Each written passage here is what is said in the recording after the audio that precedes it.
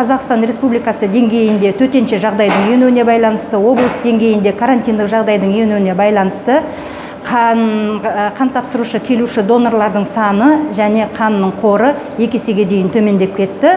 Осы жағдайда жаңағы облыстық қан орталығының мамандары біздер жаңағы шығып қоғамға, Маңғыстау облысының азаматтарына жаңағы әлеуметтік желілер арқылы, теледидарлар арқылы үндеулер жасап, шақыртулар жүргізгенбіз. Қазіргі таңда Құдайға шүкір, рахмет, осы үндеуді, осы шақыртулардың бәрін ескеріп, облыстық деңгейдегі азаматтардың барлығы қол ұшын беріп жатыр. Қазіргі таңда барлығы келіп жатыр. Осы соңғы 3 күнде ең бірінші болып атап айтқым келеді, Ақтау қалалық нөмірі 1 емхананың жаңағы бастамасыменен өзіміздің дәрігерлер келіп бастады. Одан бөлек жаңағы спортпен шұғылдаушы спортсмендер дейміз ғой, солар келді. Басқа да тұрғындар, қала тұрғындары, облыс тұрғындары азаматтық борышым деп келіп қан тапсырып жатыр. Қазіргі күні қан тапшылығы сезілмейді. Дегенмен де карантиндік жағдай эпидемиологиялық ахуалға байланысты облыстағы және республикалық деңгейлерге созылады деген қауіппенен қан орталығын соншалықты қан тапшылығы болмау, үзілмеу бағытында донорларды әлі де шақыртудамыз. Бүгінгі күні донорларымыз келіп жатыр. Қазіргі таңда біздерде барлық жағдай жасалған донорларымыз ешқандай күдіктенбей, қорықпай келуіне болады. Атап айтқым келеді, жаңағы депутатский корпус дейміз ғой, солардың көмегіменен автокөліктер бөлініп отыр. Ол донорларды үйінен әкеліп отырмыз, үйіне дейін жеткізіп салып отырмыз.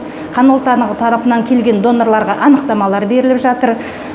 Шын мәнінде олар қан орталығына келіп қан тапсырған донор есебінде ретінде. Енді как дәрігер эпидемиолог ретінде айтарым, бұл жерде жаңағы келген донорлардың кіргеннен термометрия дейміз ғой, дене қызуын өлшеуін ұйымдастырылған. Одан кейін жаңағы ара қашықты сақтау ережелері сақталған.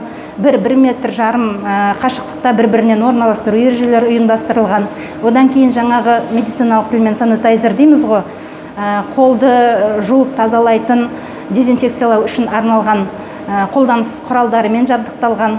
Одан бөлек келген донорларымыздың жаңа бетперделері болмаса, оларға бетперделермен қамтамасыз ету деген сияқты санитарлық эпидемиологиялық жаңағы індетке қарсы шаралардың бәрі күшейтіліп, жұмыс жүргізіліп жатыр. Кез келген адам донор бола алмайды, ол енді тікелей жаңағы қызметкерлерге, мамандарға байланысты. Біздерде терапевт мамандар деген бар, трансфузиолог мамандар деген бар, және Қазақстан Республикасының жаңағы денсаулық сақтау министрлігімен бекітілген бұйрықтар бар. Сол бұйрықтарда қан тапсыруға жіберілмейтін адамдардың ережелері көрсетілген. Соған байланысты қан донорлары келген кезде біздерде әртүрлі жаңағы сатыдан өтеді ғой дәрігерлердің. Сол кездерде оларды жаңа отвод деп айтамыз, шектеулер ұйымдастырылып отырады. Сол шектеулерге приказда, бұйрықта көрсетілген шектеуге түсетін болса, ол донор бола алмайды. Егер ешқандай шектеуге түспейтіндей дені сау донор болатын болса, ешқандай кедергі жоқ. Базамыз бар, инфодонор деген. Сол базада 2,5 мыңдай тұрақты донорлардың тізімі бар. Ол көрсеткіш қазір азайып жатыр ма, әлде көбейіп келе жатыр ма жылдан асқан сайын?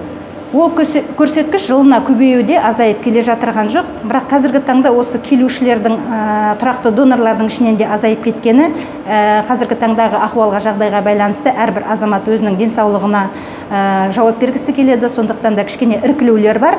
Бірақ жаңағы SMS хабарлама дейміз ғой, SMS хабарлама жіберіп шақыртып отырмыз, көлікпен алдыртып отырмыз. Қазіргі таңда ондай кедергілер аз болып келе жатыр.